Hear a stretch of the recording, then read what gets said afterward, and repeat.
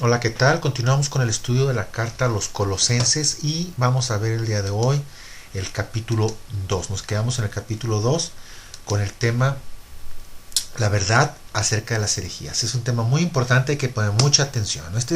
Esta es una de las cartas, la de los Colosenses, que más doctrina tiene, que más enseñanza tiene acerca de cosas y de temas, pues, que son fundamentales.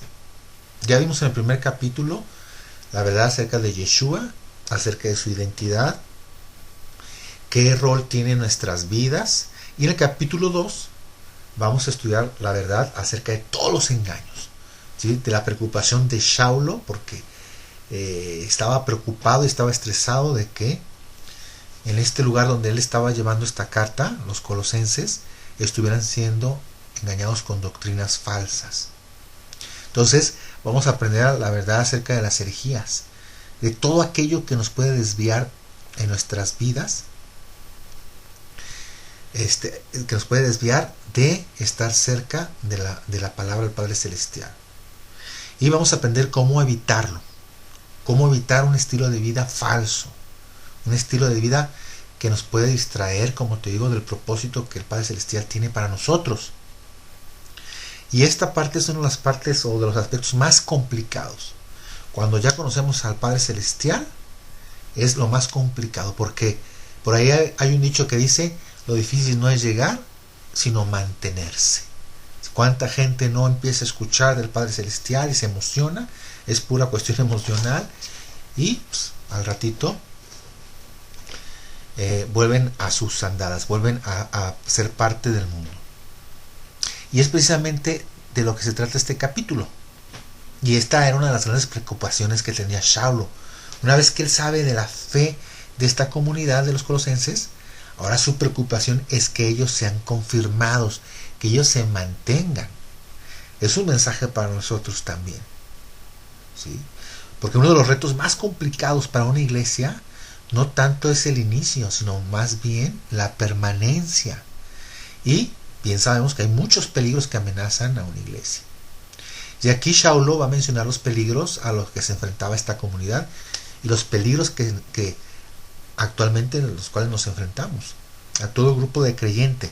Entonces ponte tu Biblia, agarra tu Biblia en Colosenses 2:1, porque quiero que sepáis cuán gran lucha, agón, ¿sí?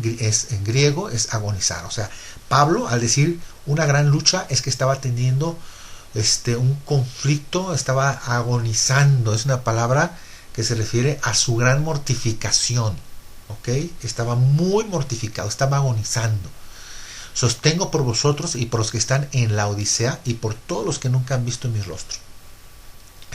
Aquí Pablo está expresando, ¿sí?, su angustia. Aunque no conocía a este grupo de personas, a esta comunidad, tenía una gran agonía, una gran preocupación por ellos. Y no nada más por ellos, sino también por una pequeña comunidad que estaba ahí en la Odisea. Era una pequeña ciudad que estaba cerca de ahí. Y va a empezar a decir cuáles son las causas o cuáles eran las causas por las que estaba él tan preocupado, que estaba agonizando de preocupación. ¿Sí? Porque a él interesaba que esta comunidad pudiera continuar en la fe. ¿Ok? Hay que ver Colosenses 2:2, para que sean consolados sus corazones, unidos en amor hasta alcanzar todas las riquezas del pleno entendimiento, a fin de conocer el misterio de Dios, el Padre y de Cristo. Este es el anhelo que Saulo tenía, que puedan ser consolados sus corazones, ¿sí? Que podamos ser consolados nosotros en medio de toda la persecución que estaban viviendo y en medio de todas las situaciones complicadas que tenemos, unidos en amor, ¿sí? Que ellos llegaran a cumplir uno de los propósitos de una iglesia: la unidad, el amor y el apoyo de unos a otros. No como de repente se usa que en vez de apoyar, parece que están buscando cómo destruir la iglesia. Los mismos pastores, ¿sí? Los mismos pastores que no soportan que alguien les diga cuando están obrando mal, ¿no? Que luego quieren expulsar a las personas. Entonces, otra cosa aquí importante es a fin de conocer el misterio de Dios Padre. El misterio. Cuando la palabra misterio aparece, sobre todo aquí en el Nuevo Testamento, no se trata de un aspecto secreto, un aspecto que pues nadie puede conocer. De hecho, esto de misterio es una palabra muy utilizada por los gnósticos, que era pues un grupo de filósofos griegos que, según ellos, solamente las personas acá con un nivel intelectual muy alto o que eran muy espirituales podían tener acceso a esos misterios, podían conocer lo divino. Pero Pablo no se refiere a eso. Pablo pone el aspecto de misterio de una manera mucho más práctica, de una manera muy sencilla. De hecho, en la Biblia, cuando se habla acerca de un misterio, no quiere decir que sea algo que sea difícil que se pueda llegar a conocer, ¿sí? Sino básicamente se trata de un tema que ya estaba en las Escrituras, pero que no se había dado a conocer. No se habían dado las circunstancias para que eso pudiera ser aplicable y se conociera. Por ejemplo, todo esto acerca de que el Mesías tenía que padecer, todo esto acerca de que tenía que morir era un misterio, pero no quería decir que no estuviera ahí en las Escrituras. Pero pues había que estudiarlas, que escudriñarlas, había que meterse, ¿sí? Y pues descubrir el misterio. Ahora, el Padre Celestial te va a dar el Espíritu del Padre, porque el Espíritu del Padre solamente Él nos puede iluminar la mente y el corazón para entender las cosas de la palabra celestial. Porque muchos tú llegas y agarras y lees y no entiendes nada. Pero es obvio que tienes que ser una persona que esté buscando la verdad en las Escrituras, y es orarle al Padre, orar al Padre, pedirle revelación, y el Padre te lo va a dar, ¿sí? Porque desde el momento que tú ya estás tratando de conocer, quiere decir que tú eres parte de estas tribus dispersas entre las naciones y que estás siendo llamado, y el Padre te va a revelar, ¿ok? Porque si no es a través del Espíritu Santo, es imposible entender las cosas de la palabra, de la Biblia. Por mucho que la estudies y por mucho que andes en estudios bíblicos y etcétera, etcétera. ¿Sí? ¿Cuál es el misterio de Dios el Padre y de Cristo? Ya lo habíamos visto.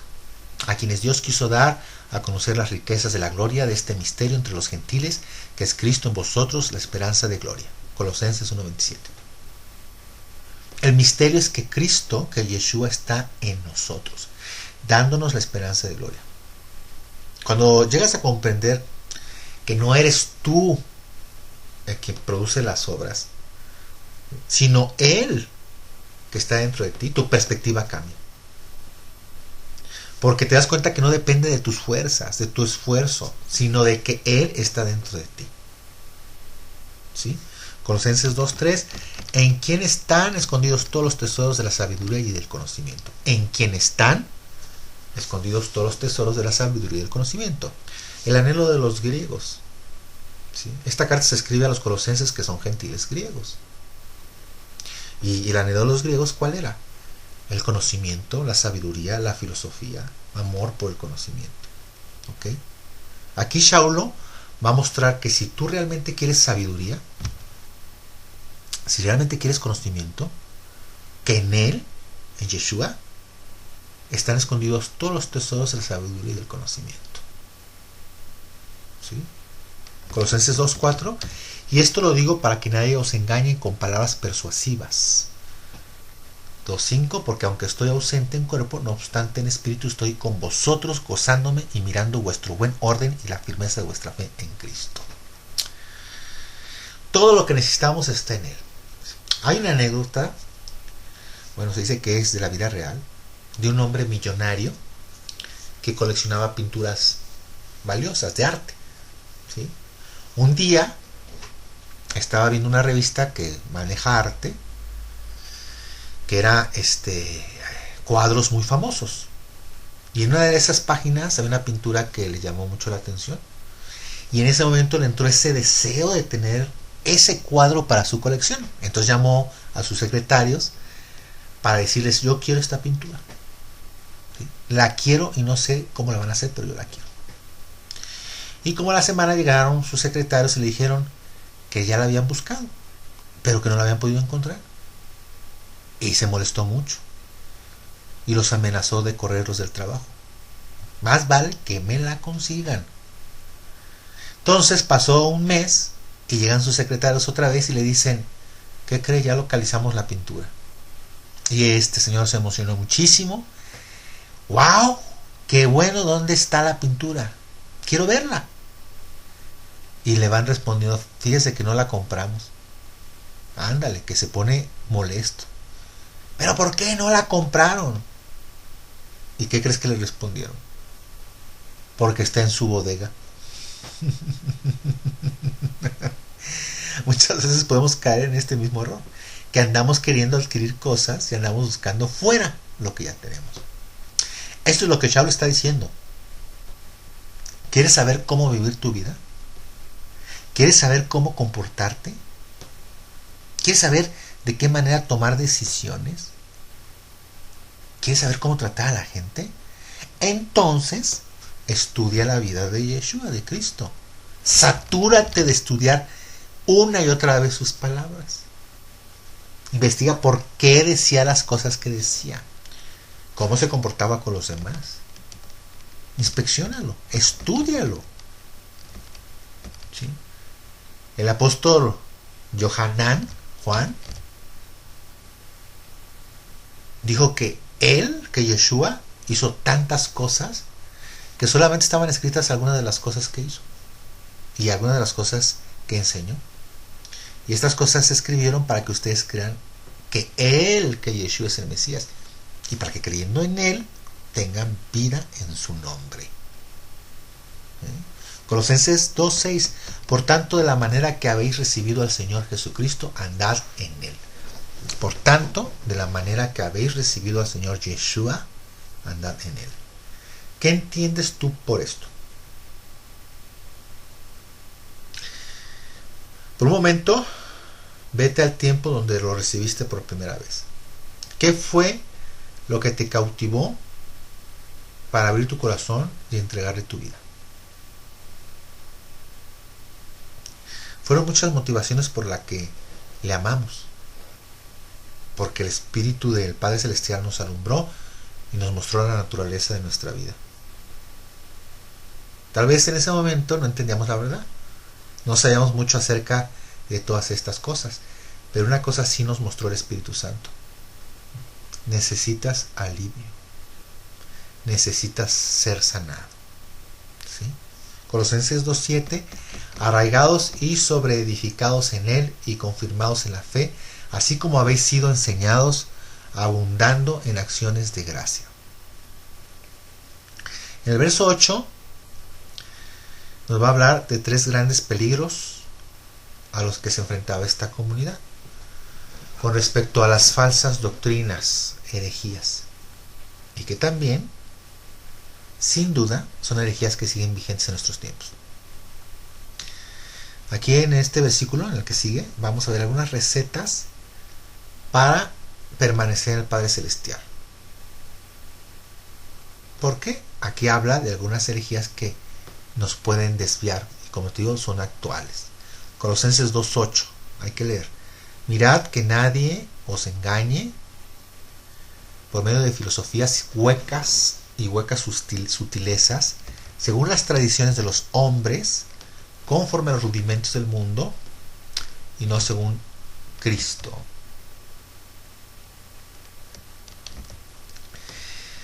Mira, mucho de lo que existe en la actualidad con respecto a este tipo de filosofías humanistas, ¿qué es?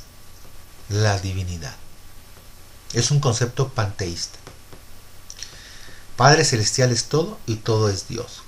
Algo así como que Dios está en esta planta, en el arbolito, en la tierra, ¿sí? Luego anda la gente ahí descalza. ¿No has visto que se quitan los zapatos para llenarse y recibir energía? ¿Con qué propósito?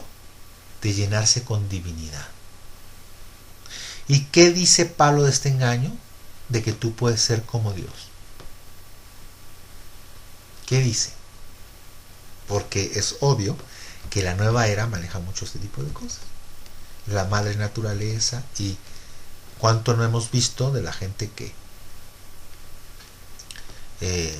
se va a las pirámides para recibir energía. ¿Qué tal? Lo que dice la Escritura y lo que dice Pablo es lo siguiente: no te dejes engañar por huecas filosofías humanistas.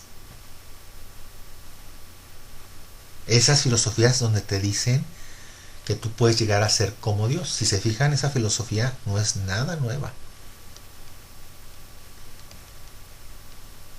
¿Sí? ¿Quién fue el primero que dijo, tú puedes llegar a ser como Dios? La serpiente, ¿verdad? Es la misma mentira. Y es lo que se está infiltrando en todas estas filosofías. Y esta doctrina está metida en muchas iglesias actualmente.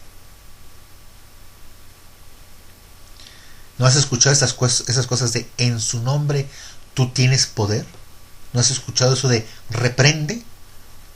¿Tú tienes el poder? ¿Y qué dice Judas? Que ni siquiera el arcángel Miguel, cuando estuvo peleando por el cuerpo de Moisés, ni siquiera él se atrevió a decir un juicio de maldición contra Satanás. ¿Y cómo anda la gente así? ¿Qué anda haciendo la gente? Pero cuando el arcángel Miguel contendía con el diablo, disputando con él por el cuerpo de Moisés, no se atrevió a proferir juicio de maldición contra él, sino que dijo, el Señor te reprenda. Judas 1:9. Así que es el primer riesgo que menciona Saulo. Cuídense de no ser engañados por estas filosofías. ¿Por qué? ¿Qué es lo que andan buscando? Divinidad. Quererse parecer al Padre Celestial. Lo mismo que Luzbel. Colosenses 2:9. Porque en él habita corporalmente toda la plenitud de la deidad. No necesitas andar buscando divinidad. Sométete al Señor. ¿Quieres sabiduría de lo alto? ¿Quieres realmente un conocimiento divino? ¿Sabes qué? Conoce al Señor. Conoce a Yeshua. Métete a investigar su vida. ¿Por qué? Porque el nombre de Dios, el Padre, está en él. En él habita toda la palabra del Padre Celestial. En él habita todo el carácter del Padre Eterno. Todo lo que es Dios es él. Es la imagen del Dios invisible. Entonces, no necesitas andarte subiendo a la pirámide, ni yendo al Tíbet. Nada de eso. Solo conoces su vida. Eso es suficiente. Colosenses 2:10. Y vosotros estáis completos en él, que es la cabeza de todo principado y potestad. Él está por encima de todo principado, de todo gobernador de las tinieblas. Esta es una gran esperanza de todos nosotros. Sí, porque si en algún momento llegas a tener miedo, temor por cuestiones espirituales, sí, de eso de que, no, pues ya me están haciendo mal de ojo o conjuros, ¿sabes qué? Todo eso son tradiciones de los hombres. Yeshua es la cabeza de todo principado y potestad. Y si tú estás sujeto a él, estás en él. Y él está en ti. No tienes nada que temer. Si el Padre Celestial es por nosotros, ¿quién contra nosotros? Romanos 8:31. ¿Sí? ¿Me explico? Colosenses 2:11. En él también fuisteis circuncidados con circuncisión no hecha a mano, al echar de vosotros el cuerpo pecaminoso carnal en la circuncisión de Cristo. Otra de las herejías es, pon atención, porque esto es importante. Si no se circuncidan, no pueden ser salvos. Y si no siguen toda esta lista de mandamientos impuestos por hombres, no pueden ser salvos. ¿Y qué es lo que Saulo combatió? Y puso el ejemplo de Abraham. Así Abraham creyó a Dios y le fue contado por justicia. Eso lo encuentras en Gálatas 3:6. Y después se circuncidó como una señal. Pero no es la circuncisión En la carne lo que te da la salvación es la circuncisión del corazón. Cuando Abraham creyó cuando Abraham creyó, en ese momento él fue salvo. Y después se hizo la circuncisión, como 14 años después, pero él ya había creído en su corazón. Y eso es lo que le da la salvación. Entonces el problema con estas personas, me refiero a los colosenses, estos gentiles, es que llegó un grupo, que ya hemos hablado mucho de esto, ¿se acuerdan? De los prosélitos, a los cuales les había costado mucho trabajo la conversión, y llegaron a imponerles todas sus cargas y les dijeron: si ustedes no se convierten como nosotros les decimos que se tienen que convertir. ¿Sí? Si no están fuera, siguen siendo gentiles, siguen siendo ciudadanos de segunda categoría. ¿Y qué es lo que Saulo se está esforzando por hacer? Se está esforzando por decirle a estos gentiles: ustedes han sido comprados, ustedes tienen el mismo valor, ustedes ya no son extranjeros, ustedes son conciudadanos de los santos y miembros de la familia de Dios. ¿Se acuerdan del libro de los Hechos? Cuando no sabían qué hacer y no sabían cómo entender esto. Porque a los gentiles, a Cornelio y a los que estaban con él en su casa, resulta que cuando Pedro va a hablar con ellos y les enseña, cuando les estaba predicando, cayó ahí el Espíritu Santo sobre ellos y empezaron a hablar en lenguas y todos se quedaron sorprendidos, y para Pedro fue un shock por lo que él había aprendido, porque ha de haber dicho: oye, Espíritu Santo, espérate, es que todavía no han sido circuncidados. Entonces no entendían, no sabían cómo considerar esto. ¿Por qué? Porque el Padre Celestial va a actuar, no de acuerdo a nuestros pensamientos, a nuestra estructura, a nuestros modelos. ¿Sí me explico? Colosenses 2:12: sepultados con Él en el bautismo, en el cual fuisteis también resucitados con Él, mediante la fe en el poder de Dios que le levantó de los muertos. Otro de los requisitos para la conversión o para la salvación que ellos ponían era: primero tienes que entrar a un baño ritual, y si no entras a este baño ritual no puedes ser salvo. Requisito primero, pues tienes que hacerte la circuncisión, luego el baño ritual y luego ya eres salvo. Pero lo que Saulo está diciendo es que sí es importante que hagas esto, pero no como requisito para salvación. Hello. Esas son señales de la salvación. En el caso de Abraham fue una señal de la salvación.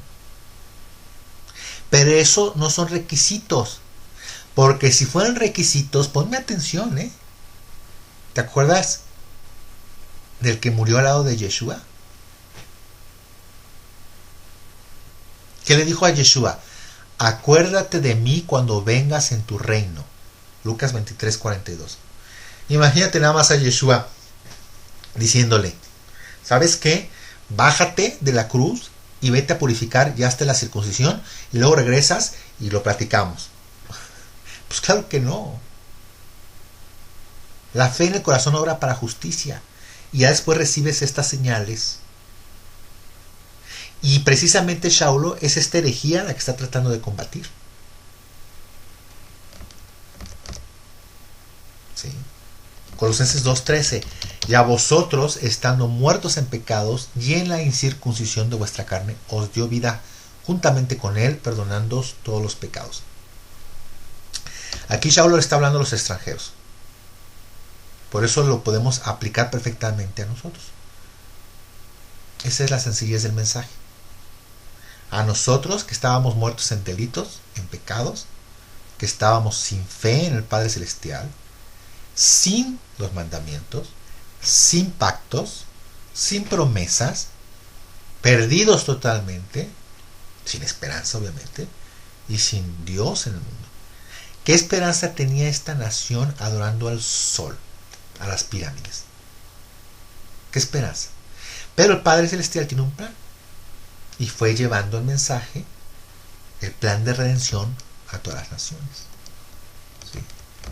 Colosenses 2:14: anulando el acta de los decretos que había contra nosotros, que nos era contraria, quitándola de en medio y clavándola en la cruz. ¿Qué es lo que se clava en la cruz? Porque si lo vemos en el contexto de la circuncisión y lo vemos en el contexto de lo que Saulo está combatiendo aquí, pues había una serie de requisitos. Y cuando dice aquí, anulando el acta de los decretos, la palabra decretos en el original es la palabra dogmas. Dogmas no se refiere a mandamientos de la ley de Moisés. Generalmente este pasaje se interpreta en la mayoría de los comentarios cristianos como que lo que clavó Jesús en la cruz fueron los mandamientos de la ley de Moisés, que te acusaban. Pero aquí dice dogmas. Los dogmas fueron los mandamientos de hombres de la tradición que decían que los gentiles estaban fuera, que los gentiles no tenían oportunidad. Todos los que no eran judíos, digamos. ¿Sí? Los que tenían en ese momento la autoridad de interpretar a Moisés, que era la escuela de Shammai, decían que un gentil, aunque se convirtiera, estaba difícil que tuviera acceso al reino venidero. Pero, ¿qué es lo que Yeshua hace? Quita todos esos dogmas, todos esos mandamientos de hombres, quita todas esas tradiciones y da apertura a los extranjeros. Nos da apertura a los que no teníamos ningún derecho.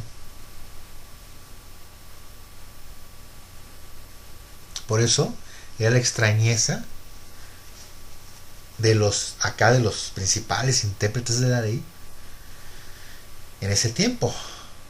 Ellos decían: ¿por qué su maestro come con pecadores, con publicanos, con prostitutas?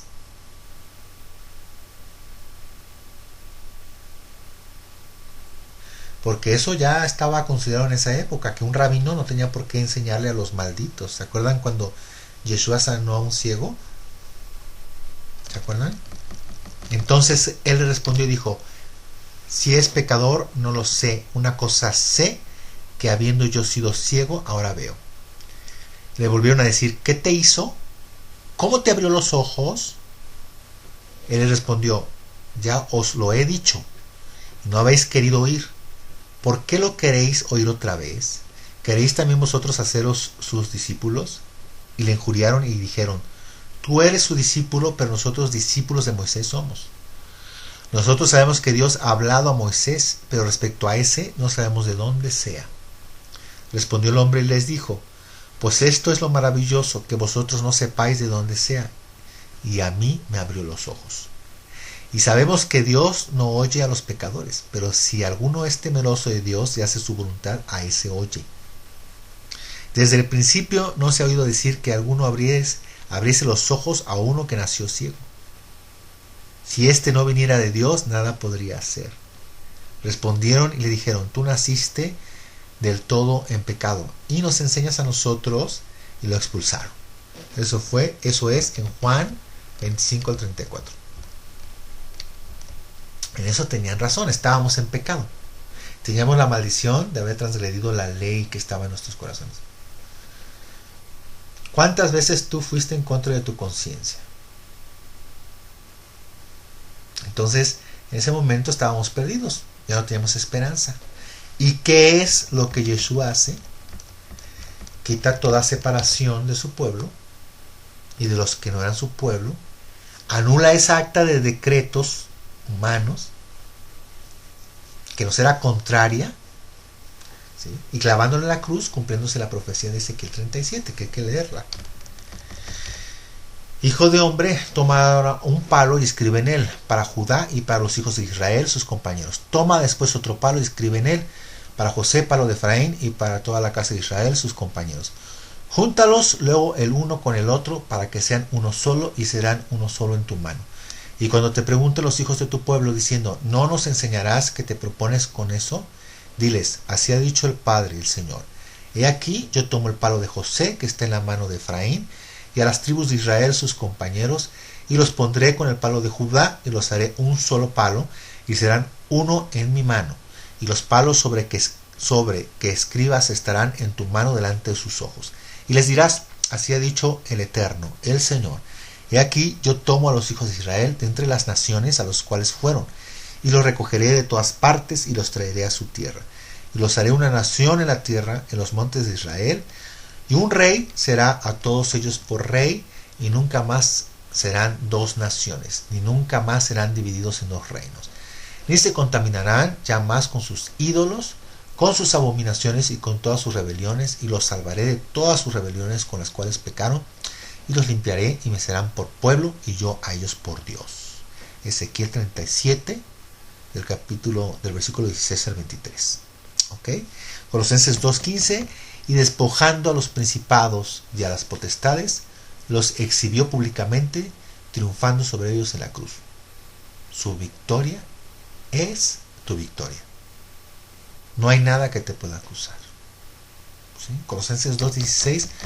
Por tanto, nadie os juzgue en comida o en bebida, o en cuanto a días de fiesta, luna nueva o días de reposo. Fíjate bien y pon atención. Aquí le está hablando a los gentiles. ¿Sí? Aquí le está hablando a los gentiles. Por tanto, por cuanto ya eres parte del pueblo de Dios, ya tienes la herencia de los santos. Ya eres miembro de la familia de Dios.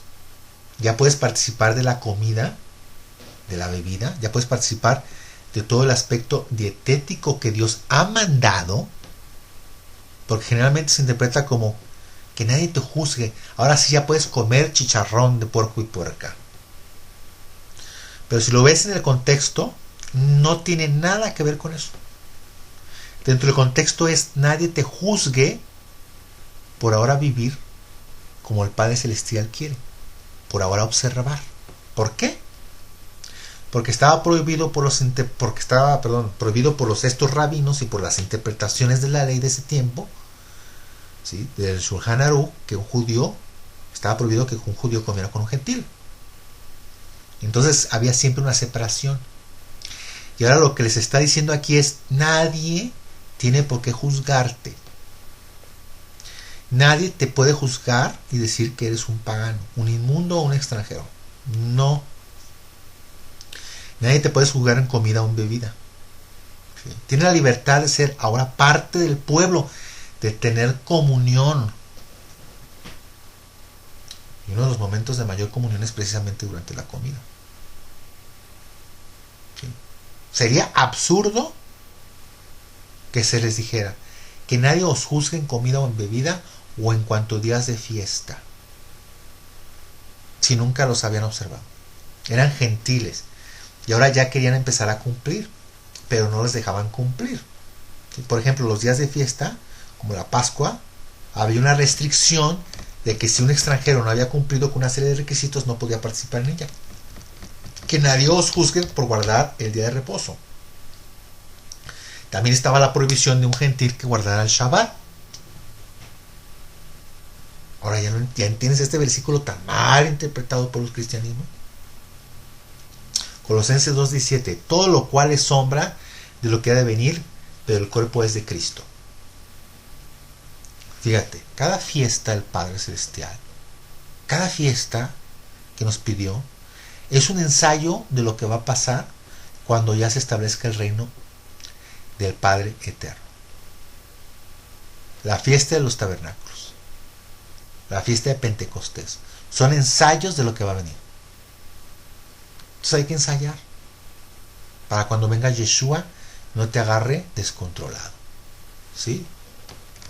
Colosenses 2:18. Nadie os prive de vuestro premio, afectando humildad y culto a los ángeles, entremetiéndose en lo que no ha visto, vanamente hinchado por su propia mente carnal.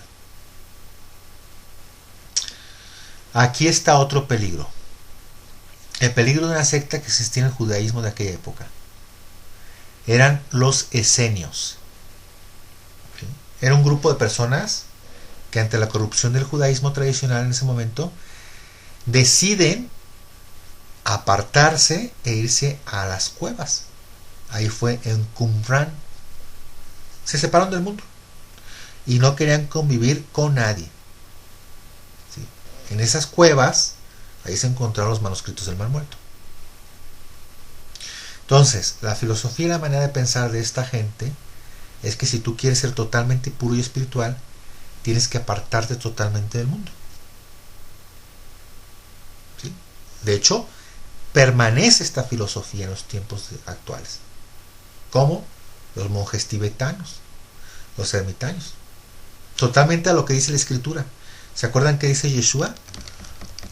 No ruego que los quites del mundo, sino que los guardes del mal. Juan 17:15. Y también cuando Saulo les escribió a los corintios, ¿qué dice? Os he escrito por carta que no os juntéis con los fornicarios, no absolutamente con los fornicarios de este mundo, o con los avaros, o con los ladrones, o con los idólatras. Pues en tal caso sería necesario salir del mundo. Más bien os escribí que no os juntéis con ninguno que, llamándose hermano, fuere fornicario o avaro o idólatra o maldiciente o borracho o ladrón. Con el tal ni aun comáis. Primera de Corintios 5, 9, 11. Y es que otra de las características de los esenios era que guardaban culto a los ángeles. ¿Te suena?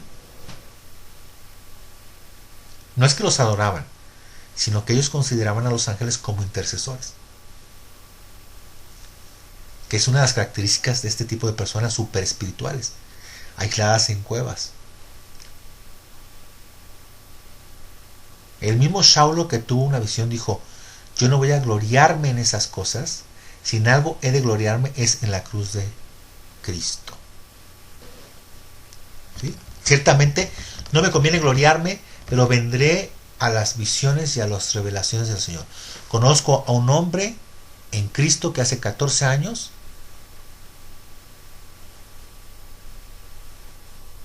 si en el cuerpo no lo sé, si fuera del cuerpo no lo sé, Dios lo sabe, fue arrebatado hasta el tercer cielo. Y conozco al tal hombre, si en el cuerpo o fuera del cuerpo no lo sé, Dios lo sabe, que fue arrebatado al paraíso, donde oyó palabras inefables que no le es dado al hombre expresar. De tal hombre me gloriaré, pero de mí mismo en nada me gloriaré, sino en mis debilidades. Sin embargo, si quisiera gloriarme, no sería insensato, porque diría la verdad, pero lo dejo para que nadie piense de mí más de lo que en mí ve u oye de mí. Segunda de Corintios 12, 1, 6. Y no quiere decir que no sucedan visiones, pueden suceder. Pero si tú empiezas a jactarte de tus visiones y de tus experiencias espirituales, pues entonces va a llegar un momento en el que si hay alguien que no sienta lo que tú estás sintiendo, pues ya vas a considerar que es una persona menos espiritual. Colosenses 2:19, y no haciéndose de la cabeza, en virtud de que en todo el cuerpo, nutriéndose y uniéndose por las coyunturas y ligamentos, crece con el crecimiento que da Dios. ¿Quién es el que nos da el crecimiento? El Padre Celestial. Él es quien te va a permitir crecer, nutrirte espiritualmente. Solo Él. 2:20, pues si habéis muerto con Cristo en cuanto a los rudimentos del mundo, ¿por qué, como si vivieseis en el mundo, os sometéis a preceptos, tales como no manejes, ni gustes, ni aun toques? Esto es la doctrina de los esenios. No toques eso, porque te va a hacer inmundo. Y se aislaban, incluso de sus esposas, por un tiempo, por tratar de andar en la pureza. Colosenses 2:22, en conformidad a mandamientos y doctrinas de hombres. Eso ponlo en paréntesis. Cosas que todas se destruyen con el uso. Quiere decir que todas estas actividades te van corrompiendo el corazón por el abuso. Va a llegar un momento en que vas a caer en orgullo. Colosenses 2:23, tales cosas tienen a la verdad cierta reputación de sabiduría, en culto voluntario, en humildad y en duro trato del cuerpo, pero no tienen valor alguno contra los apetitos de la carne. Hacer estas cosas es sabio. Abstenerte de ciertas cosas de vez en cuando es sabio. No tocar, no gustar. Es sabio negar ciertos aspectos del cuerpo. Es sabio siempre y cuando lo hagas de manera voluntaria. Hacerlo en culto voluntario es que decides tomar un voto de no comer o de no tocar por un tiempo. Pero lo vas a hacer voluntariamente y se lo vas a entregar al Padre Celestial. Y no se lo vas a imponer a nadie. Más, o sea, a nadie más. No para, o sea, no hacerlo para sentirnos más o porque somos mejores. Simplemente porque lo necesitamos o porque queremos hacerlo para Dios. Y es entre Él y nosotros. Es bueno para sujetar el cuerpo. Es una disciplina. Pero estas cosas no van a hacer que tu carne esté más tranquila. Es más, cuando no las haces correctamente, incluso tu carne se pone más fuerte. Cuídate de estas cosas. Este es el misterio. Cristo en ti, la esperanza de gloria. Acuérdate de que Él es el que produce las obras. Él es el que pone en ti el querer